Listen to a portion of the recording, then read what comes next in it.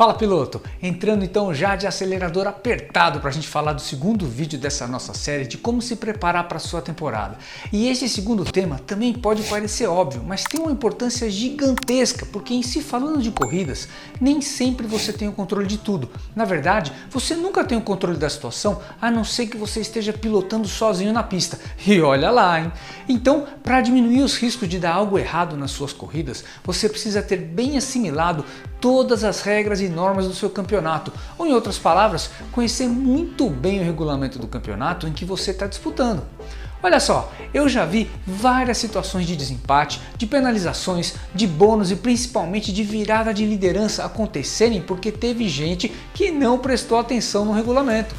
Isso aconteceu agora no final de 2020 com um amigão meu. Ele foi vice por critério de desempate de vitórias, sendo que ele deixou de ganhar 2 pontos extras por não ter cumprido com uma das regras adicionais que eram opcionais do campeonato. Por isso, seguem então algumas informações básicas que você precisa saber para evitar sustos e perdas desnecessárias. Primeiro, a informação mais na cara que todo mundo pergunta sobre o seu campeonato. Qual o lastro da sua categoria? Há campeonatos hoje com 80, 85, 90, 95, até 110 kg de lastro.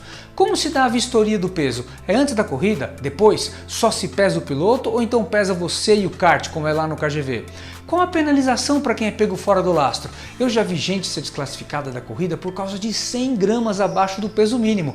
E não foi perda de pontos ou adição de 10 segundos no campeonato. Foi desclassificação direto. E de novo, como eu gosto de trazer, seguem algumas dicas escondidinhas aqui.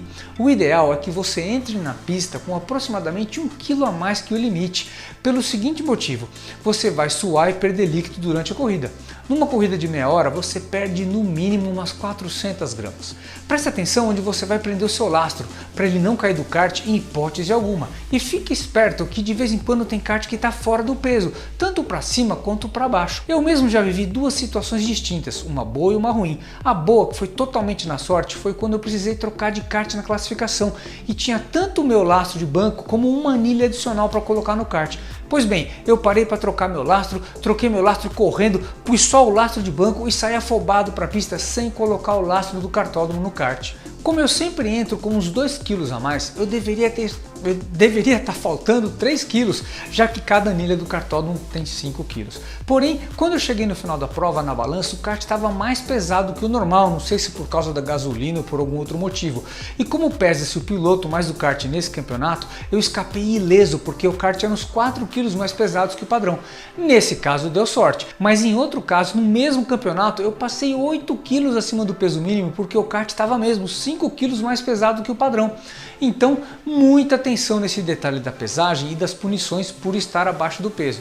Segundo item, falando em troca de kart, veja qual é a regra do seu campeonato se as trocas de kart são permitidas durante a classificação ou corrida. E isso já impacta muito a sua estratégia e tomada de decisão. Eu já participei de campeonatos que a troca é livre, mas se o quali acabar e se você estiver no box, você larga lá do box mesmo. Isso é o que a gente mais encontra.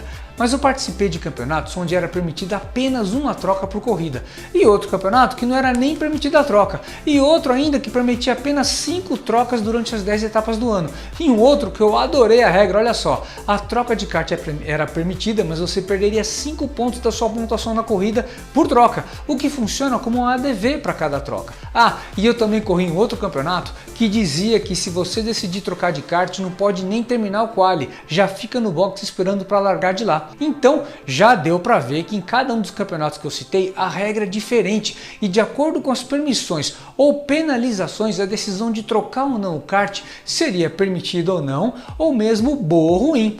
E no seu campeonato você já sabe como vai ser? Aliás, eu vou abrir um parênteses aqui sobre os 2 principais tipos de campeonato de rental kart que a gente encontra hoje. Tem os campeonatos cuja maioria dos pilotos são pilotos eventuais, ou seja, que querem apenas se divertir. São empenhados sim em ter bons resultados, vêm treinar, coisa e tal, mas o kart para eles funciona como uma maneira de desestressar do trabalho e de ter uma turma de amigos para praticar o kartismo como hobby.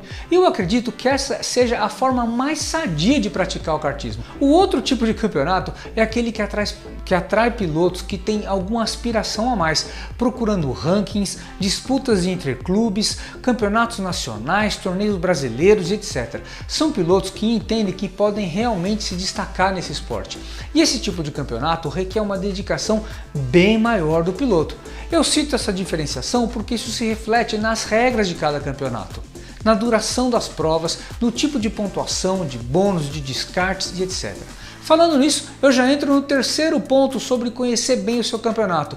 Confira o tempo de prova e também o tempo de classificação. É claro que a maioria dos campeonatos tem 5 minutos de quali e 20 a 25 minutos de corrida. Porém, há campeonatos com 10 minutos de quali, o que já requer uma estratégia diferente, em que você não precisa se matar para ser rápido durante todos os 10 minutos da classificação. E tem também os campeonatos com a Super Pole, ou seja, você tem apenas uma volta para marcar o seu tempo e definir a sua posição no grid. Isso sem falar em grid invertido, lastro variável conforme o seu resultado, grid de largada conforme o resultado da corrida anterior, entre outras regrinhas, que se você não prestar atenção, fica para trás mesmo. Quarto aspecto para a gente prestar atenção nas regras do seu campeonato: a quantidade de pontuação dos resultados e número de descartes. Só esses dois aspectos definem muito da sua estratégia durante o ano. Os campeonatos em que eu mesmo corro tem sempre 1 ou 2 descartes dos piores resultados durante o ano. Porém, se você tomou alguma advertência ou mesmo algum stop and go em umas dessas etapas, elas não podem ser descartadas. E aí vem coisas mais sutis. Veja a diferença de pontuação entre as posições da corrida. Do primeiro para o segundo, será que ganha muito mais ponto? Do segundo para o terceiro, etc. Tem algum pulo de valores de pontuação? Já corri em campeonato em que eu fui campeão praticamente sem ganhar nenhuma corrida, porque a pontuação entre primeiro, segundo e terceiro colocados era muito parecida, muito perto uma da outra. Então eu me contentava, olha só, em chegar em segundo lugar desde que o primeiro colocado não fosse sempre o mesmo entre as corridas. E na soma dos pontos eu fui campeão. E no campeonato Kart Drivers, onde eu fui campeão agora em 2020, há uma iniciativa muito bacana para ajudar instituições de caridade com doações de produtos não perecíveis. E a cada doação você ganha 1 ou 2 pontos para cada etapa. Isso ajuda o próximo e colabora com o seu campeonato. Então, em 2020 eu ajudei pessoas doando produtos não perecíveis através do campeonato e de quebra fui acumulando pontuação.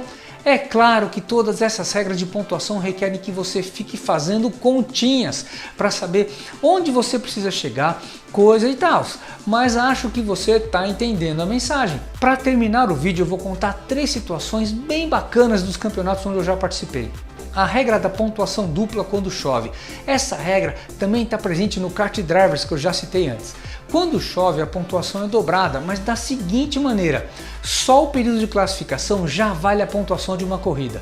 E aí então inverte-se o grid, onde o pole larga em último, o último larga na frente, etc. Ao final da corrida aplica-se a pontuação novamente.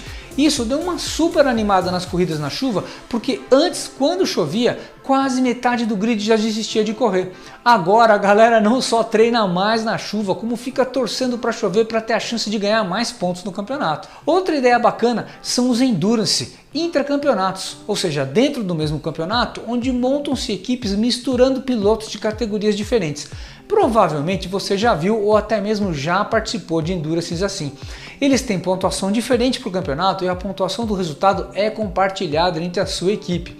É uma ótima oportunidade para treinar o seu jeito de trabalhar a equipe, não só no kart, mas para toda a sua vida profissional também. Já parou para pensar nisso? E uma última regra que eu só vi uma vez, mas muito interessante. Cada vitória gera um bônus em pontos e cada troca de kart gera uma perda de pontos. Mas essas perdas e ganhos são reaplicados só quando faltarem apenas 3 etapas para o final do campeonato. Ou seja, você duplica o poder de lucro de uma vitória e ao mesmo tempo beneficia quem optou por não trocar de kart na corrida. Nas corridas, na verdade, né? Isso gera uma mistura interessantíssima para a estratégia de campeonato. E eu sei que muita gente que vai ver esse vídeo aqui pode gostar ou mesmo não gostar dessas regras, é normal.